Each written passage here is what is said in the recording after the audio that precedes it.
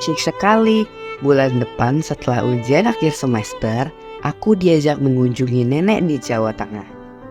Aku juga dijanjikan menikmati liburan naik kapal laut. Dan baru pertama kali ini, kami sekeluarga berpergian lewat laut untuk menghemat ongkos transport. Bagi kita, semua menempuh perjalanan jauh tentu merupakan pengalaman yang menarik. Tapi ngomong-ngomong, orang percaya 40 hari setelah kebangkitan Yesus juga menempuh perjalanan jauh. Mereka berangkat ke sebuah bukit di Galilea. Tapi, kenapa mereka harus ke tempat itu? Bukankah sebenarnya mereka telah beberapa kali bertemu di Yerusalem? Karena Yesus yang menyuruh, orang percaya harus memelihara persekutuan di tempat yang Tuhan tentukan. Oh begitu ya, kita semua harus taat. Tapi apa sih yang dijanjikan Yesus di tempat itu? Jangan ragu, ini pasti penting sekali. Mari teman-teman, perhatikan. Adik-adik, ayo kita berdoa karena kita mau kembali belajar firman Tuhan dalam petualangan kita di dalam kerajaan Allah. Mari kita berdoa.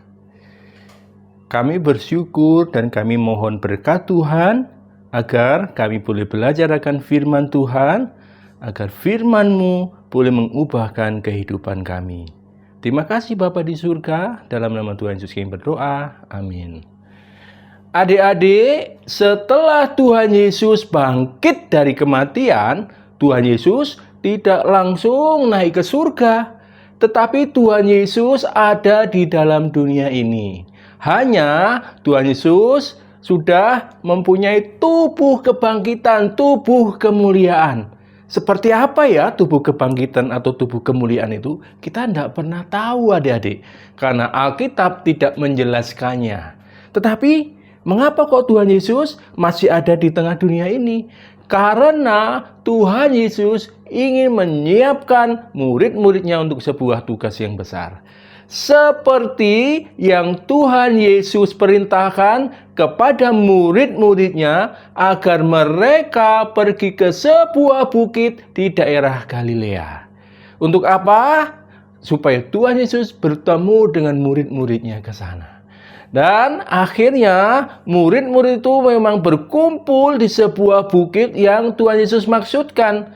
Dan murid-murid ini bukan hanya 11 murid yang tersisa adik-adik, tapi ada banyak murid-murid yang lain sehingga kumpulan itu menjadi kumpulan banyak orang. Tiba-tiba mereka melihat Yesus hadir. Ketika mereka melihat Yesus hadir, ternyata ada juga orang-orang yang masih ragu adik-adik. Loh, ini benar Tuhan Yesus atau enggak ya? Benar enggak sih berita kebangkitan itu?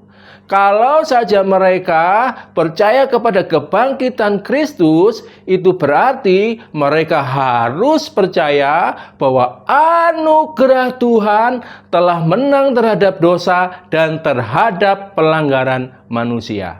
Dan anugerah Tuhan itu akan memulihkan kehidupan manusia. Adik-adik, beruntunglah murid-murid ada yang sungguh-sungguh menyembah Tuhan Yesus sebagai Dia yang diutus Allah yang harus mengerjakan tugas yang mulia itu. Sehingga murid-murid yang lain akhirnya sungguh-sungguh percaya ini Yesus yang bangkit. Ketika sudah berkumpul, Tuhan Yesus kemudian berkata kepada murid-muridnya, "Segala kuasa di surga dan di bumi telah diberikan kepadaku." Artinya apa adik-adik? Artinya Tuhan Yesuslah yang sekarang menjadi raja di dalam kerajaan anugerahnya. Apakah ketika Tuhan Yesus menjadi raja itu kemudian Dia bertindak sewenang-wenang? Tidak adik-adik. Justru Tuhan Yesus menyatakan anugerah Allah melalui kasih-Nya dengan Tuhan menebus sebagian orang dari segala bangsa. Apa artinya menebus adik-adik? Artinya adalah bahwa Tuhan Yesus akan menganugerahkan pengampunan.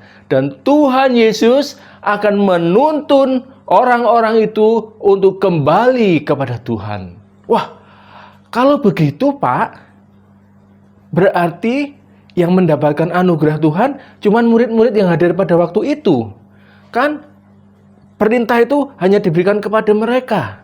Nah, adik-adik, Tuhan Yesus ingin segala bangsa, segala zaman mendapatkan anugerah yang sama. Karena itulah pada waktu itu Tuhan Yesus mengutus murid-muridnya untuk pergi ke seluruh dunia, menjadikan semua bangsa murid Tuhan dan membaptis mereka dalam nama Bapa dan Anak dan Roh Kudus. Apa artinya menjadikan segala bangsa murid?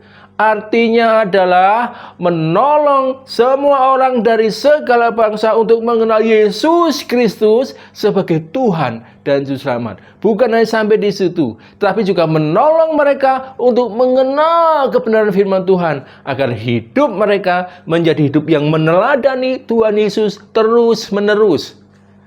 Setelah itu, mereka harus dibaptis. Apa artinya? Artinya adalah mereka menerima tanda bahwa mereka telah menjadi warga kerajaan Allah.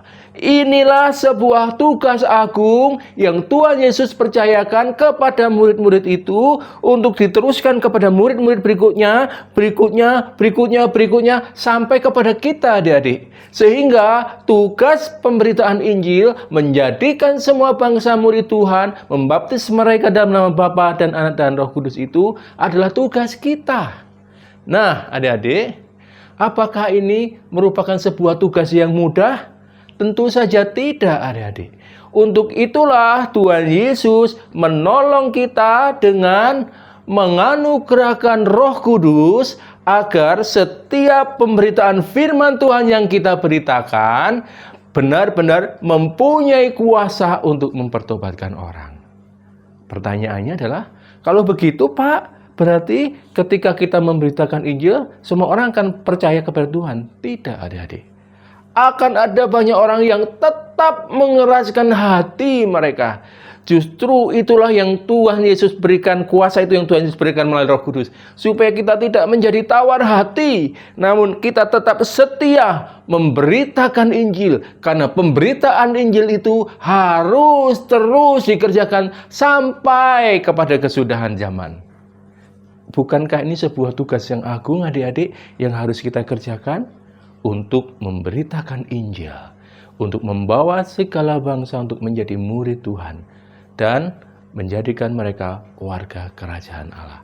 Kiranya Tuhan menolong kita untuk menjadi anak-anak Tuhan yang setia, untuk menjadi pembawa kabar baik. Amin. Mari kita berdoa. Kami bersyukur, kami berterima kasih kepada Tuhan karena kami boleh mengenal Tuhan Yesus Kristus sebagai Tuhan dan Juru Selamat kami. Namun kami juga mau bersyukur karena Tuhan bukan hanya menyelamatkan kami, Engkau juga mau memulihkan hidup kami menjadi hidup yang serupa dengan Kristus. Kami juga bersyukur karena Engkau mengutus kami untuk menjadi alat di tangan Tuhan, untuk memberitakan kabar baik kepada semua orang, agar mereka juga mengenal Tuhan Yesus. Kuatkan kami ya Tuhan, teguhkan kami ya Tuhan, ubahlah tutur kata, sikap tingkah laku kami ya Tuhan, agar kami menjadi hamba yang setia untuk membawa kabar baik kepada segala bangsa. Dalam nama Tuhan Yesus kami berdoa. Amin.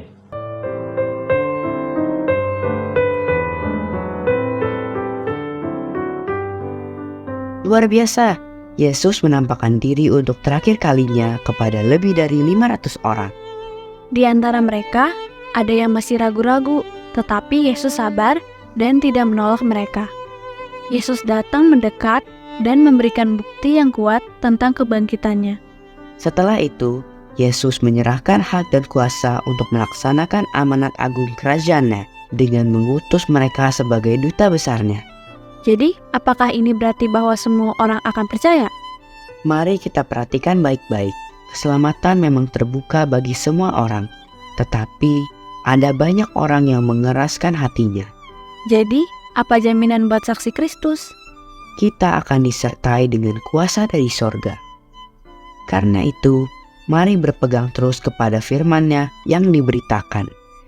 Besok, sampai di Markus 1 ayat 1-8. Semangat!